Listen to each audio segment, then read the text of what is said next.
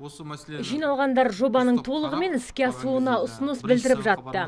Қайрат Нұртайдың сөзінше, қазір арнайы жұмысшы топ белгіленіп, іс-шара жоспарда бекітіліп қойған. Қауіпсіздік қала жобасы аясында қылмыстың көп орын алатын нүктесін анықтайтын карта әзірленген. Оған сәйкес көптеп құқық бұзушылық деректері тіркелген орындарда жергілікті полиция қызметінің мамандары күшейтілген тәртіппен жұмыс істейді. Жұмысшы топ ай сайын немесе керегіне қарай аптасына бір рет па жиі кездесіп тұратын боламыз. Осы жаңағы бекітілген іс-шара бойынша әрқайсысы жауаптылар бар. Бұл негізгі іс-шара 3 бағыттан тұрады. Бағдарламаны айтсақ, бірінші бағытта қылмыстың төмендету бағытталған.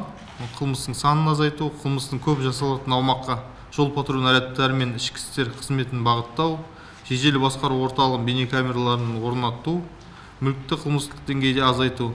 Қоғамдық орындарды жіті қадағалау мақсатында қала көшелерінде орнатылған бақылау бейнекамералар саны 479 данаға дейін, ал интеллектуалдық көше қиылыстар саны 21-ге дейін көбейтілген. Атқарылған жұмыс нәтижесінде құқық бұзушылық деректері азайған. Жылдан жылға алдыңғы 16 жыл мен 15 жылға қарағанда төмендеп келе жатыр. Былтыр 16%-ға мысалы құқық бұзушылық азайатын болса, биыл 8-6%-ға.